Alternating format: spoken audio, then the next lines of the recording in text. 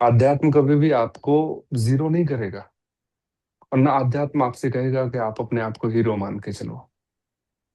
हाँ, अगर थोड़ा बहुत अहंकार का एक अंश भी हमारे अंदर बचा होगा, तो थोड़ी सी रेस्पेक्ट की उम्मीद करेगा, थोड़ा सा रेस्पेक्ट मिले, लोग थोड़ी सी बढ़ाई करें, आपने जो खाना बनाया है। अब देखो, यहाँ आज मैं पढ़ रहा था तो इसलिए आप सबसे शेयर कर रहा हूँ। और थैंक यू, आप सब बहुत बुद्धिमान छात्र हैं। मैं भी छात्र ही हूँ।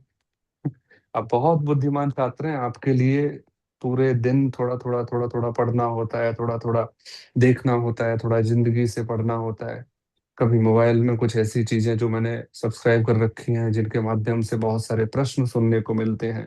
जब मैं उनके आंसर सुनता हूँ तब मुझे कुछ सीखने को मिलता है, क्योंकि ये जीवन सीखना है। कभी आप देखते हो कि आपके बच्चे के जीवन में कौन कौन से उत्थान और पतन आए, तब आप सीखते हो कि अगर इस बच्चे ने फेस किया या नहीं भी किया। ये आप मुझसे कभी कभी शेयर करते हो, जैसे अभी आपने शेयर किया कि 7 दिन लगे। आपने आपको चेक किया तो पता लगा, हाँ कुछ तो है ना, कुछ तो गीलापन समाप्त हुआ है। ऐसे ही जब आप बोल रहे हो, तो हम यहाँ जितने भी सदस्य बैठे हैं, उनको भी एक एक लाइन से सीखना होगा। अगर आप सिर्फ हरनेश जी की बात को और मेरी बात से जोड़ के खत्म कर रहे हो, तो आपको मुझसे या हमें परिस्थिति से यही सीखना है कि एक भी पल गो थ्रू साइड से नहीं होना चाहिए, हमारे अंदर से होना चाहिए, गुजरना चाहिए। हम क्या करते हैं, हम डिफेंस करने लग जाते हैं, हम चूज करने लगते हैं कि ये करना है, ये नहीं करना है। हम चूजी हो जाते हैं। हरनीत जी ने अपना अपना एक्सपीरियंस शेयर किया हमारे साथ में। तो हरनीत जी का नहीं है, उसी समय हमारे दिल के अंदर भी एक हल्की सी मुस्कुराहट फैलती चलती है। मैं भी अपने 7 दिन देख लेती हूँ, नहीं देखा है तो अगले 7 दिन देखूंगी। तभी तो आप यात्रा पर निकलोगे। नहीं तो फिर तो ऐसे हो गया कि अकेला इंजन और 7-8 गाड़ियों को खींच रहा है। आपकी अपनी यात्रा है। आप अगर पीछे छूटे तो ये आपका कर्म होगा, क्योंकि आध्यात्मिक यात्रा ऐसी है, इसमें कोई किसी को साथ नहीं ले जा सकता। आप अपने अनुभव के आधार पर, हम एक साथ बैठेंगे, उठेंगे, चर्चा करेंगे। फिर भी यात्राएं सबकी अलग है। कोई इस यात्रा में 10 कदम आगे है, कोई 10 कदम पीछे है। और कोई ऐसा भी यात्री होगा। एक बार महात्मा बुद्ध का प्रवचन चल रहा था, एक व्यक्ति खड़ा हो गया। तो महाराज एक प्रश्न पूछना है। बोले क्या? बोले मेरी उम्र 32-33 के लगभग उसकी उम्र रही। उसने बोला मेरी 32-33 के लगभग उम्र है, मैं आज तक कहीं नहीं गया। मैं एक बनिए का लड़का हूँ, मेरे पास पूरा पैसा है, मैंने आनंद लिया है, और मैं पूरी तरह से इस प्रकृति का आनंद ले रहा हूँ। जो ऐश कर सकता हूँ, जो मौज कर सकता हूँ, जो शौक कर सकता हूँ, सारे कर रहा हूँ। परंतु पिछले कुछ दिन से ना, मेरे अंदर वैराग्य के भाव आ रहे हैं। और ऐसे वैराग्य के भाव हैं जिनके अंदर डर भी नहीं है कि मैंने इतना सारा धन मेरे माता पिता द्वारा इकट्ठा किया गया है, वो बर्बाद हो जाएगा। कुछ भी ऐसा कोई भाव नहीं है। ये क्या है? अब यहाँ आप अपने आप को रख के देखना, समझना। कभी कभी हमारे अंदर के भाव इतने सरल, इतने सरल, इतने सरल हो जाते हैं, जितना हमने प्रयास भी नहीं किया होता है। होता है ना ऐसा? कई बार जिंदगी का सच पूरी तरह से हमारे सामने होता है, और हमें फील हो रहा होता है, हमें पता चल रहा होता है। कोई क्रोध नहीं, कोई द्वेष नहीं। और किसी ने अगर बोला भी है कि हम ये सारी संपत्ति ले लेंगे, तो आप भी एक झटके में बोलते हो कोई बात नहीं, जाहि विधि राखे राम ताहि विधि रही है। और कभी कभी आपसे अगर किसी शॉपिंग वाले ने 100 रुपए ज्यादा ले लिए हैं, हमें लगता है हमारा बैंक बैलेंस खत्म। सच्चाई है कि नहीं? सब्जी वाले के पास जाने के बाद हमें जमीन आसमान एक हो जाता है हमारा। बस यही जब आप अपने अनुभव को अपने ज्ञान का स्रोत बना लेते हो, बस वहीं से जीवन शुरू हो जाता है। वहीं से अनुभव अर्थात हम सब आपस में अनुभव शेयर कर रहे हैं। जब हम आपस में अनुभव शेयर कर रहे हैं, आपने देखा होगा कि इस समय समाज में जितने भी बच्चे हैं, उन सब का निर्माण एक समय पर हम अपनी ले लेते हैं बात। हमारा निर्माण हमारे माता-पिता ने किया है या हमारे दादा-दादी ने? सेकंड ऑप्शन दादा-दादी ने ना, क्योंकि वो एक ऐसे दो नदी के किनारे हैं जिनके बिना नदी बह ही नहीं सकती। ये सच्चाई है। ये जिम्मेदारी होती थी कि एक व्यक्ति जीवन समेट रहा है और एक व्यक्ति जीवन में फैलाव ले रहा है। बड़े गहरे से समझ से हम वो हैं जिनके अंदर न पूरा फैलाव आया है, न पूरे संकुचित हैं। हमारे अंदर एक अलग तरह का एक अहंकार कह लीजिए, अहंकार ही है और इसका कोई दूसरा नाम है ही नहीं। वो अहंकार एक बाधा बन जाता है, क्योंकि न तो हमारी टीनेज गई है और उनमें टीनेज आनी शुरू हो गई है बच्चों में, जिसके कारण हमें लगता है कि हम सही हैं, उन्हें लगता है कि हम पागल हैं। मैं बोलूंगा नहीं वो सही है। अच्छा, ये लाइन अलग रहती है, ठीक है। उन्हें भी यही लगता है जो हमें लगता है। परंतु जब एक एक खत्म होती हुई यात्रा और एक शुरू हुई होती हुई यात्रा जब पैरेलल आती है, तब एक दूसरे को देखते हैं। हमेशा देखो, जब एक गाड़ी दूसरी गाड़ी के साइड से निकल रही है, आप न चाहते हुए भी उस पर नजर पड़ जाती है, क्योंकि ये प्रकृति का नियम है। जो भी दो वस्तुएं संपर्क नजदीक आएंगी, उनकी एनर्जी एक दूसरे को प्रभावित करेगी करेगी। अब आप छोटे छोटे एग्जाम्पल और ऐड करो। विकासपुरी का फ्लाईओवर एक दिन गलती से गाड़ी रुक गई, रोक ली, मतलब अच्छा व्यू था, थोड़ा ठंडा मौसम था, हवा अच्छी चल रही थी। रुका तो पूरा ब्रिज हिल रहा था। मेरे साथ एक दोस्त था, दोनों खड़े हुए हैं। उसने पूछा, इतनी ज्यादा हिल रहा है? और वो पूछ रहा है, मेरे दिमाग में क्या चल रहा था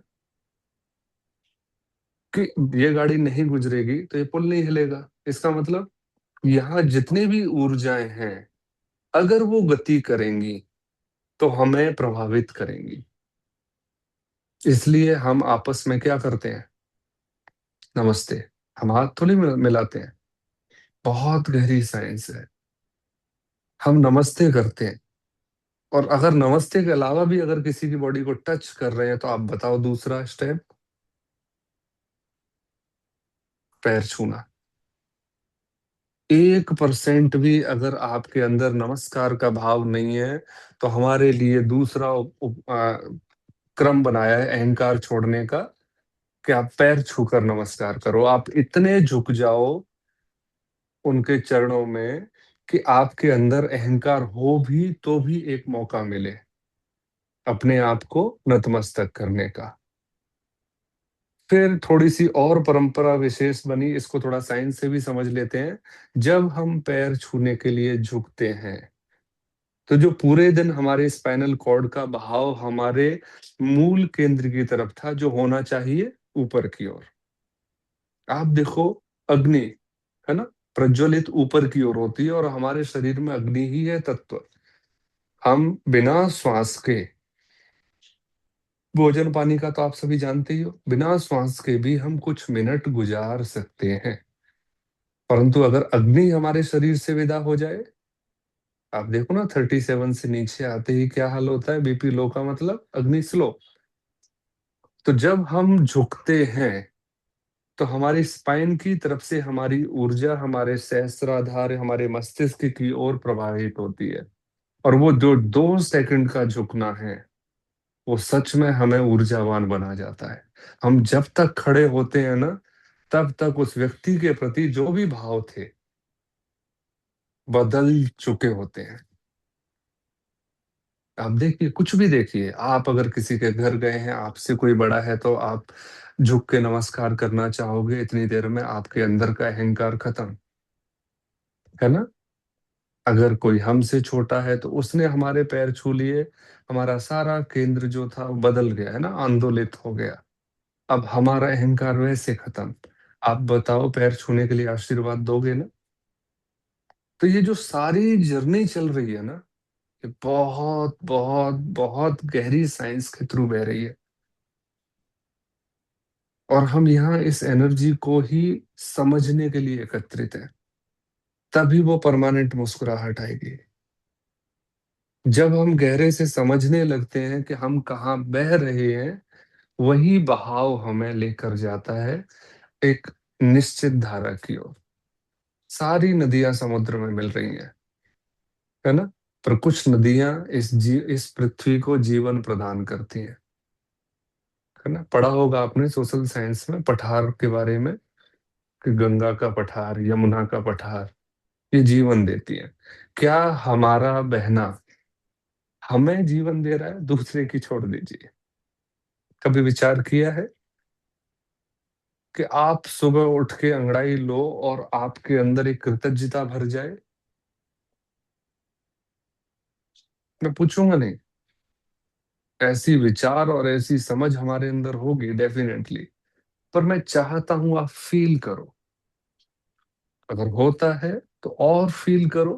कोई जरूरत नहीं है एक्सप्लेन करने की, क्योंकि यहाँ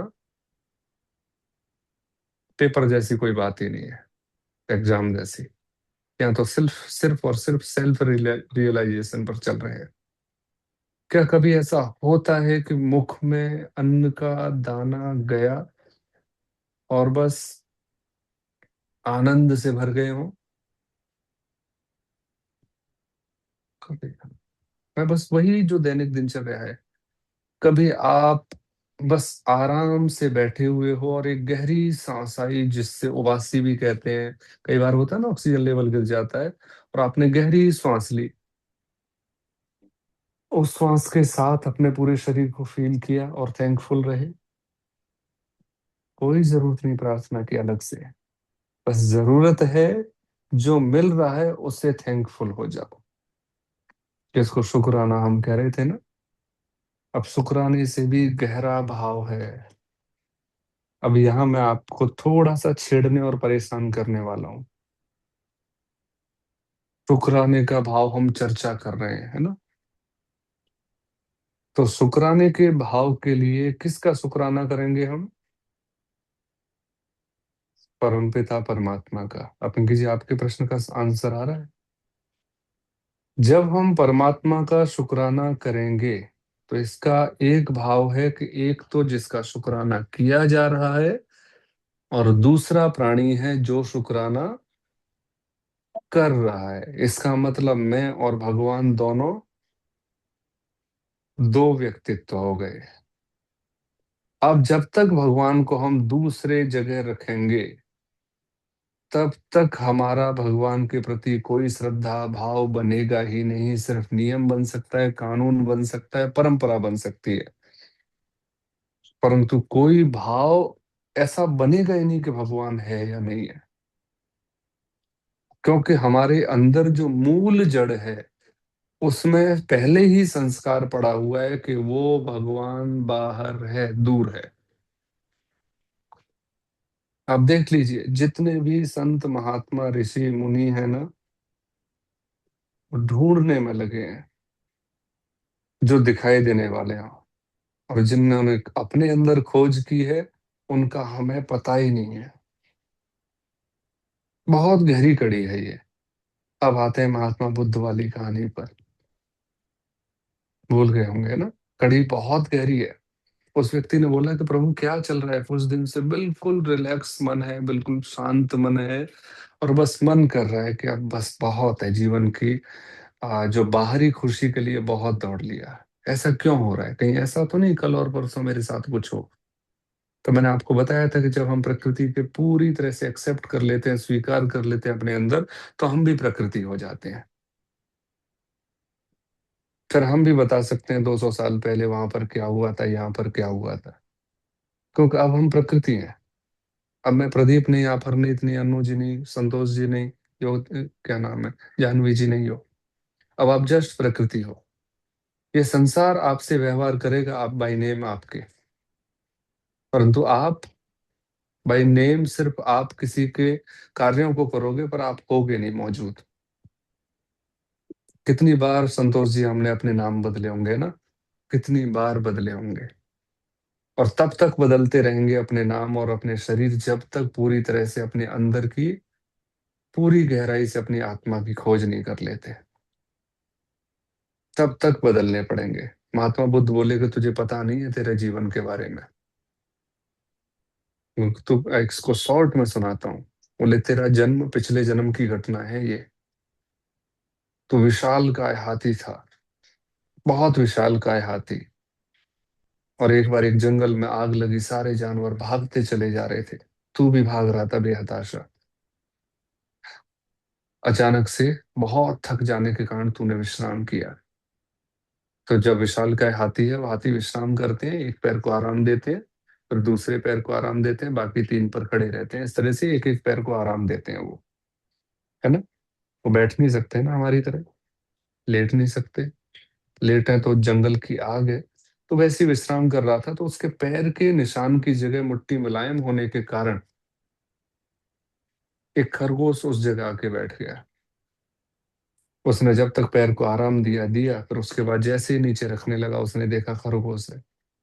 चलो कोई नहीं, 1 मिनट और 2 मिनट और उठा के रखता हूँ पैर। परंतु बहुत भाग दौड़ थी जिंदगी में, सॉरी, आग के कारण बहुत ज्यादा शरीर पूरी तरह से अकड़ चुका था, शरीर थका हुआ था, और उसने पैर नीचे नहीं रखा। जब आग बिल्कुल नजदीक आ गई, खरगोश भागने लगा। तो जैसे ही उसने अपना पैर सीधे करने की कोशिश की, तो पिछली थकान और ये थकान ने मिलकर उसे पूरी तरह से तोड़ दिया, और वो वहीं गिर गया। वो आग और जंगल और लीला समाप्त। बोले तेरी जो पशु को भी उसकी करुणा, हमारा अगला सूत्र याद है ना, करुणा। एक पशु को भी उसकी करुणा मनुष्य बना सकती है, याद रखना। एक करुणा का भाव ही है जो हमें मनुष्य बनाता है। बाकी चतुराई इकट्ठा करना, ये करना वो करना, बिल्कुल जीरो है। उसने हमें मनुष्यता से दूर ही किया है। तो बोले कि वो एक करुणा का भाव उस हाथी को मनुष्य बना गया, और मनुष्य के बाद आज वो उन्नति की खोज में है। तो सोच के देखो ना, 3 स्टेप्स में मुक्ति मिल गई ना उसे। पहला, हाथी के रूप में करुणा का भाव। दूसरा, मनुष्य के रूप में भी करुणा का जगे रहना। और तीसरी तो मुक्ति ही है, किसी बुद्ध पुरुष के सानिध्य में चले जाना। चले जाने इन द सेंस, हम अभी सभी बुद्ध हैं, एक दूसरे के सानिध्य में है। बस इसी तरह से कितने लोग हैं जो एकत्रित हो रहे हैं, 14 में से 7। तो ठीक है, अच्छी बात है। तो सेम यही है। अब सोच के देखो कि हमारा सौभाग्य है ना कि हम मनुष्य भी हैं, और हमारे अंदर करुणा भी है। क्लियर है। तो अभी मैं बस इतना ही कहना चाह रहा हूं कि मान के चलो, मेरी कितनी आध्यात्मिक यात्रा है, मेरे बोलने से, मेरे एग्जाम्पल से आपको नहीं समझनी है। ये सोचना ही नहीं है कि प्रदीप यहाँ पहुंचा हुआ है, हम यहाँ पर हैं। आपको बस ये याद रखना है, आपका एक स्टेप आपके पूरे प्रारब्ध को जीरो कर सकता है। कितने सारे इतने एग्जाम्पल हैं, बिल्कुल सांसारिक एग्जाम्पल ले लो, कि बहुत सारी ऐसी लड़ाइयां हैं जो मुस्कुराहट से खत्म हो गई हैं। अभी एक जींद की घटना है, जींद की है या हरियाणा की ही घटना है। एक बेटा बाहर पढ़ने के लिए चला गया था, उसके चाचा और ताऊ पिताजी ने बंटवारा कर लिया घर के बीच में जमीन, वो खींच दी दीवार। जब वो 4 या 5 साल बाद पढ़कर वापस आया, तो उसने दोनों माता अपने चाचा को, पिताजी को इकट्ठा किया, और अपने ही ट्रैक्टर से वो दीवार गिराई है। अब यहां समझना, ये सांसारिक एग्जाम्पल है, पर आध्यात्म भी इसी संसार में से ही पैदा होता है ना। अब उन दोनों की दरार एक पुत्र के बीच में आने से या समझाने से निकल गई। समाप्त हो गई ना? ऐसे ही आपके जीवन का अगर जितना सरल इसे बनाते जाओगे, आपके कोई भी प्रारब्ध जीवित नहीं रहेंगे। ये तभी तक अवश्यमेव भुक्तव्यम कृतं कर्म शुभाशुभम है, जब तक हमारा हृदय उथल-पुथल में फँसा हुआ है, ताकि हम और नई उथल-पुथल खड़ी ना कर लें। हम और ज़्यादा अ, भ्रम में कुछ गलत कार्य करते हुए ना चले जाएँ, ठीक है ना? एक सामाजिक ताने-बाने के लिए। परंतु हमारे हृदय का सरल होते जाना हमारे पिछले कर्मों को समाप्त करता चला जाता है, ये याद रखना। एक क्षण में ही हमारा प्रारब्ध समाप्त हो सकता है, हो जाता है, चाहे यात्रा लाखों जन्मों की क्यों न रही हो। जिस समय हम सरल हुए, जिस समय हम प्रेजेंट में आए, जिस समय मैं समाप्त हुआ, मैं अर्थात अहंकार, उसी समय से सारा प्रारब्ध जीरो। ये याद रखना। अभी हम जो चर्चा कर रहे हैं, इस चर्चा में जो हमारे भाव आंदोलित हो रहे हैं, ठीक है? इस भाव में अगर हम 1 घंटे भी रहे, तो उस 1 घंटे में हमारा कोई प्रारब्ध नहीं बना। ये गारंटी है, मैं लिख के दे सकता हूँ। कुछ शब्द मैं आपके लिए बोलूंगा ताकि आप में कॉन्फिडेंस आए, पर सत्यता है ये। किस किस को अपने अपने आप को कर्म मुक्त करना सीखना है, ध्यान से समझिएगा। हाँ हाँ, बिल्कुल सीखना है। और सीखना मैंने इसलिए बोला क्योंकि सच में सीखना पड़ता है। इसके लिए क्षमा चाहूंगा कि हो जाएगा ऐसा नहीं है, इसे सीखना ही पड़ेगा। आपको सीखना पड़ेगा कि कैसे बिना इच्छा के मुस्कुराया जाता है, ठीक है ना? किसी ने मुस्कुरा के हमें देखा, इसलिए हम मुस्कुरा के देख रहे हैं। और हम मुस्कुरा के इसलिए नहीं देख रहे हैं क्योंकि कोई क्या समझेगा। जब ये दोनों ही भाव के बिना आप मुस्कुराना सीख जाते हो, है ना? जब आपके अंदर ये भाव समाप्त हो जाते हैं, कौन क्या सोचेगा, उसी समय हमारे कर्म दग्ध होते चले जाते हैं, है ना? तो बड़ी गहराई है ये, सच में सीखना पड़ेगा। लास्ट टाइम हमने सीखा था ना कि अपने जाल से कैसे निकले, याद है? हमारा दिमाग अगर स्ट्रेस ले रहा है, एंजाइटी ले रहा है, किसी की चुगली कर रहा है, तो क्या बोला था कि दिमाग को बोल दो, देख बहुत ज्यादा हो रहा है, बोलो, तेरा काम सोचना है, पर इसका मतलब ये थोड़ी है मुझे परेशान करेगा। आपको अपनी लाइन्स निकालनी पड़ेंगी।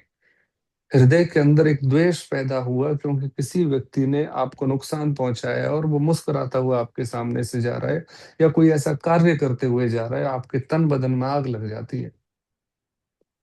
और आग लगते हुए आप होश में रहते हुए बोलो कि देख हृदय, क्यों यार उसके पीछे पड़ा हुआ है? या भगवान से बोलो कि साथ रहते हुए भी आप इसको इतनी छूट क्यों दे रहे हो? आप समझ रहे हो ना? अब हृदय आपसे अलग हो गया, अब उसके द्वारा सोचा गया एक भी द्वेष आपको बांधेगा नहीं। जब आप हृदय के चुंगल में फंस जाते हो, उसी समय आप कर्म करने लगते हो। और जब आप अपने अंदर उठने वाले हर भाव से मुक्त हो जाते हो या अलग मान लेते हो, उसी समय वो कोई कर्म नहीं बनता, कोई भी कर्म नहीं बनता।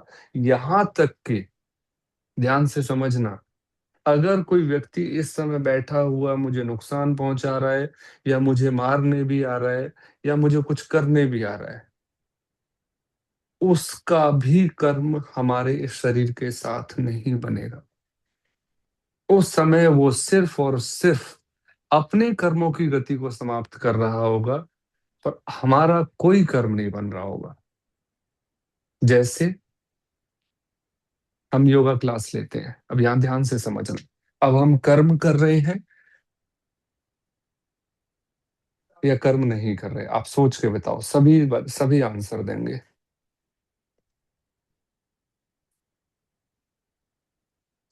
बता दो थोड़ा सा, ताकि मैं भी योगा कराने पर फोकस करूं, देखूं कर्म करवाना है कि नहीं। मैं क्यों कर्म बनाऊं? आज मैं आपको योगा सिखा रहा हूँ, कल को फिर आप कहीं डॉक्टर बनोगे, मैं भी दूसरे जन्म में हाथ लेके आऊंगा जी, देखो डॉक्टर साहब। ये तो कर्म बनाना हो गया ना। हाँ जी। थोड़ा सा समझाओ कि मेरा योगा कर्म कैसे नहीं बनेगा, तो मैं उस हिसाब से थोड़ी प्लानिंग करूँ।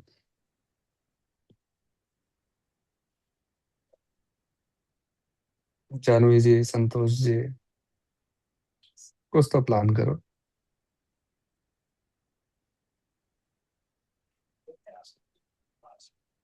पिंकी जी। सर, कोई हाँ जी भी जानवी काम करते हैं तो वो ही तो होता है। कुछ भी अगर हम कर रहे हैं तो हम कर्म करना ही है ना। लेकिन वो अच्छे और बुरे दो की कैटेगरी में आता है ना, कर्म हमारा। तो जी। मतलब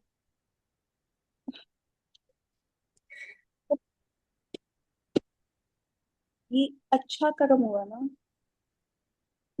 कंफ्यूजन है। मैं खुद कंफ्यूज हूँ, आपके आंसर कैसे कंफ्यूजन वाले आंसर दे पाऊंगा। आप भी। सर, यहाँ पर ये आता है कि अगर मेरा कोई स्वार्थ है तो वो कर्म मेरे खाते में आएगा। हम्म। लेकिन यहाँ पर ये बड़ा वो है, क्योंकि देखो, स्वार्थ, आप पैसा कमा रहे हो उससे, लेकिन दूसरे का भला भी हो रहा है। हम्म। ये एक मिक्स वाला वो है। अब यहाँ लेके आते हैं और कोई थोड़ा सा प्रकाश डालो। हम अपने पे वर्क कर रहे हैं, हम किसी और ह्यूमन एनर्जी को तो नुकसान नहीं पहुंचा रहे उससे, तो बैड कर्म तो नहीं है। हम्म। गुड है क्योंकि हम अपने पे वर्क कर रहे हैं, अपनी पॉजिटिविटी के लिए, या अपनी एनर्जी से हम बाकियों का भी फायदा ही होगा। तो hmm. Kind of good karma है, या फिर we are working upon our self, तो ये हमारे लिए पर्सनल, एक हमारी सोल के लिए तो अच्छा है ये। चलो कम से कम अच्छे की तरफ तो आ रहे हैं। हाँ जी, मुझे कुछ कहना चाह रही हैं पिंकी जी भी। जी।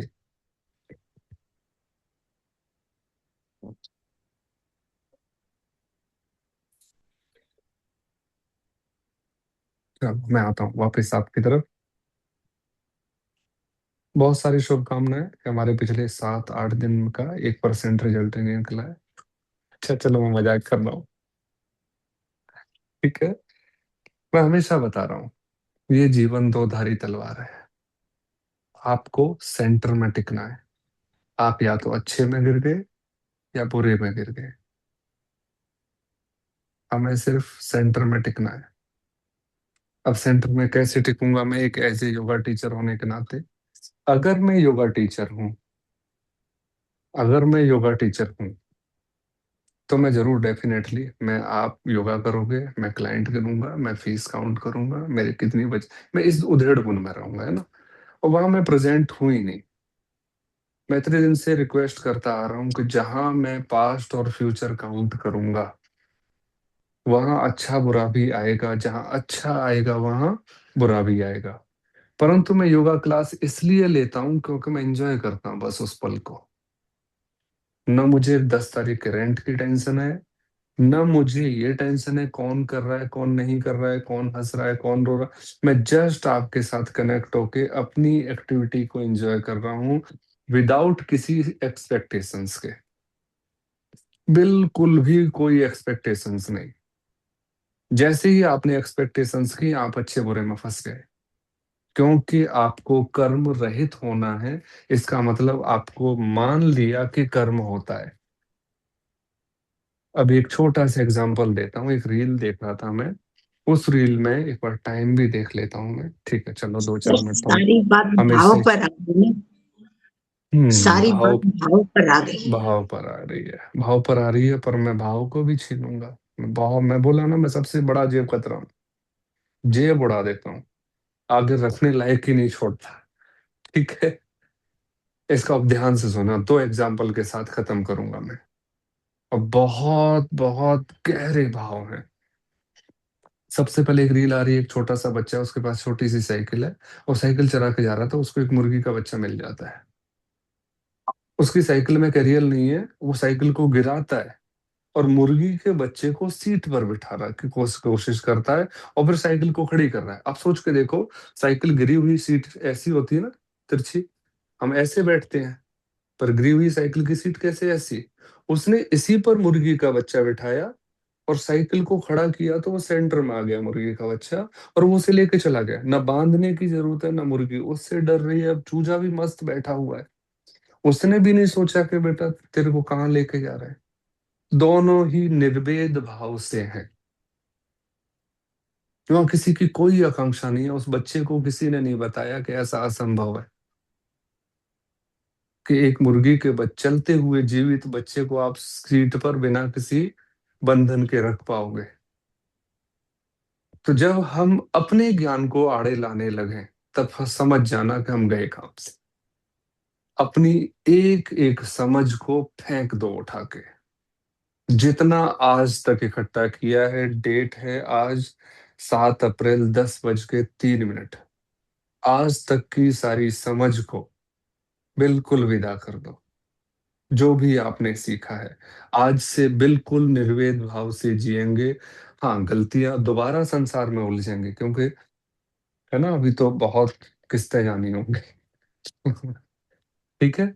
एक तो उस बच्चे से, वो किसी बंधन में नहीं बंधा हुआ, बिना किसी भाव के, संतोषी भाव वाली बात, ठीक है।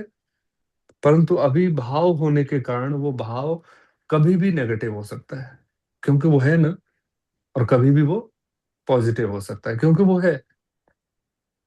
और है तो नेगेटिव पॉजिटिव होगा ही होगा, हम मुक्त नहीं हो सकते।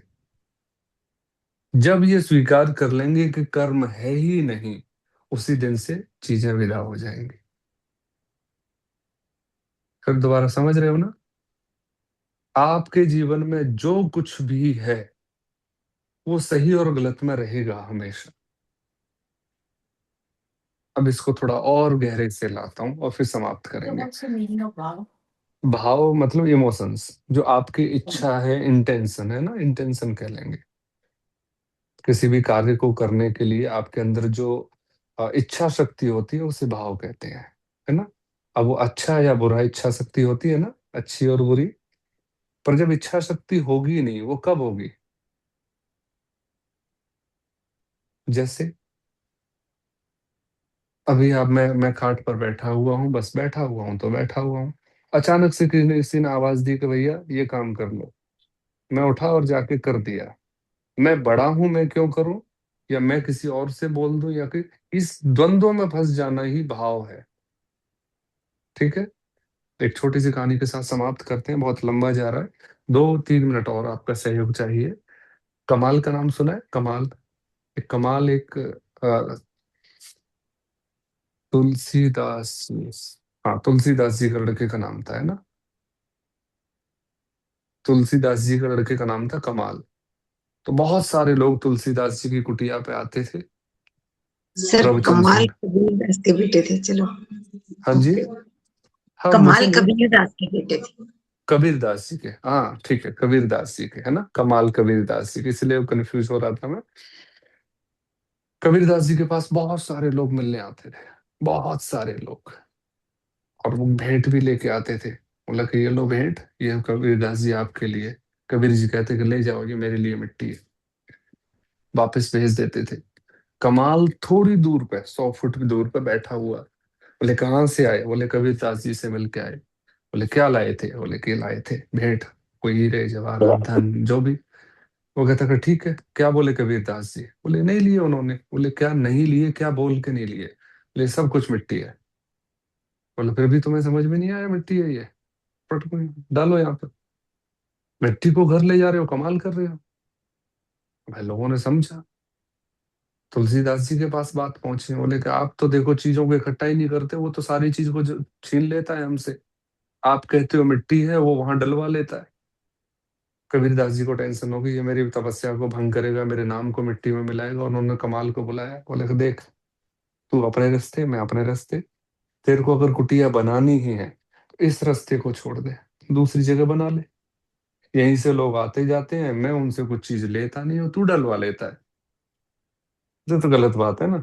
मैं लोगों को क्या शिक्षा दूंगा जब मेरा बेटा ही चीजों को हड़पने लगेगा। कमाल मुस्कुराया, बोले ठीक है। मैं इतने दिन से प्रवचन सुन के जो भी था असर था, ठीक है। उसने बिल्कुल थोड़ी दूर पे कुटिया बना ली, जहां ना कोई आए ना कोई जाए। रास्ता भी उबड़ खाबड़ा और खोद और दिया, बोले कि नहीं आना चाहिए कोई भी। अब कोई आना जाना बंद हो गया, पर किसी ने सुना था। एक बार एक बहुत नामी गिरामी सेठ पहुंचा, तुलसीदास जी से मिला, हीरा था रखा, बोले कि प्रभु ये है मेरे पास तो भेंट देने के लिए।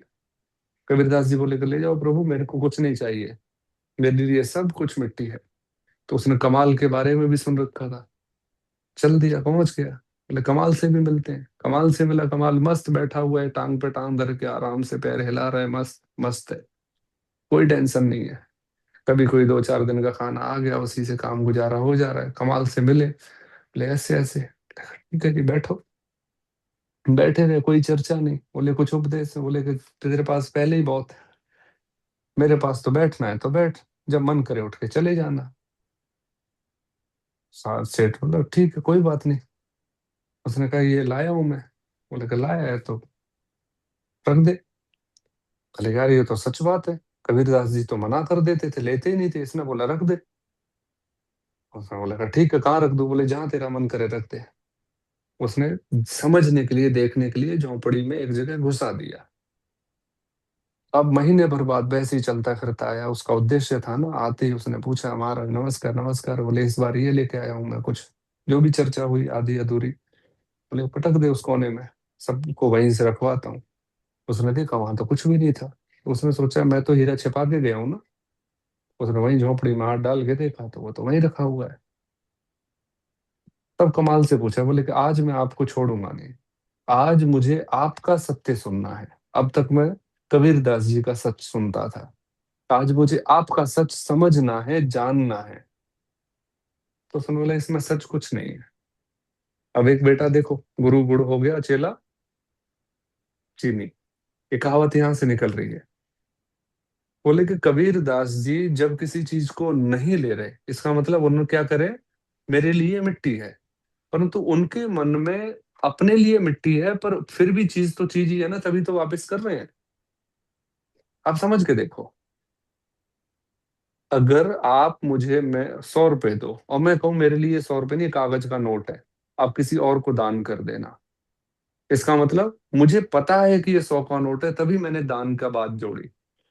अगर वो सच में कागज होता तो न लेता न देता न कुछ नहीं करता, तेरा जो मन करे करो, तो कोई मतलब ही नहीं था। यहाँ पटकना है यहाँ पटक जा, यहाँ भी उड़ता रहेगा, तेरे साथ ले जाना है साथ ले जा। बस कमाल के लिए वो मिट्टी मिट्टी थी, क्योंकि वो पूछता था ना क्या समझ में आया बापू से। बोले बापू ने तो मिट्टी बताया। बोले फिर मिट्टी को घर कौन ले जाता है भाई, मिट्टी तो मिट्टी है ना, और उसे मिट्टी में फेंको। तो अब आप यहाँ समझ के देखो, इसलिए कबीरदास जी सोने को सोना समझते रह गए, बस उपयोग नहीं किया। इसका मतलब उलझे हुए तो थे, और कमाल पूरी तरह से कमाल कर गया। समझ रहे हो, उसके लिए मिट्टी मिट्टी ही हो गई, उसके लिए जीवन जीवन की तरह ही था। कोई ऐसा नहीं था कि मुझे जीवन जीना है, जीवन गुजर रहा था, वो आनंद में था। तो मैं चाहता हूं कि आपके जीवन में जो भी घटना घटे ना, पर वो बस घटती रहे, तो कोई कर्म नहीं है। और अगर वो घटने में आप घुस गए, तो समझ लेना अच्छा या बुरा हो, है सत्यानाशी। और अच्छा वाला कर्म और ज्यादा सत्यानाश करेगा। बुरे वाले कर्म से तो कभी चूक के ठिठक के खड़े हो जाओगे क्या कर रहा हूं मैं, पर अच्छे वाले में तो हम स्टेटस भी लगाते हैं। समझना कितने बंधन खड़े कर रहे हैं, लोगों को इनवाइट करते हैं, लोगों से उम्मीद करते हैं कि गिफ्ट लेके आए, फिर हम रिटर्न गिफ्ट। अच्छे कर्म और ज्यादा बड़ा बिच्छू है, जिसका कांटा पानी नहीं मांगता। तो जब भी दान देने का मन करे, अब समझना मैं बिल्कुल बोला ना पूरी जेब उड़ा दूंगा, ठीक है। तो इस वगैरह से सबसे व्यर्थ से निकल जाना।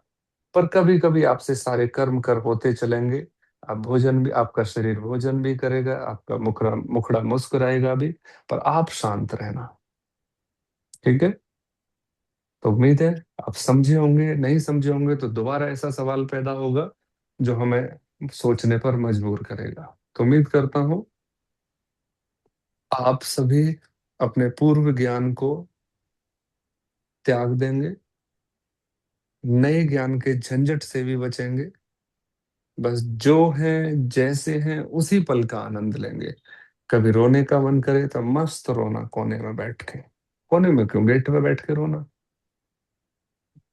पूरी तरह से निकले तो सही रोना। और कभी हंसी आए तो बढ़िया दहाड़ के हंसना, वाली नहीं, ठीक है। चलो, बहुत सारी शुभकामनाएं, बहुत बहुत बहुत सारी शुभकामनाएं आपको, आपके आज के अवतरण की, आपकी आज की उन्नति की, आपके आज की मुक्ति की। थैंक यू, बहुत सारी शुभकामनाएं। शुभ रात्रि जी।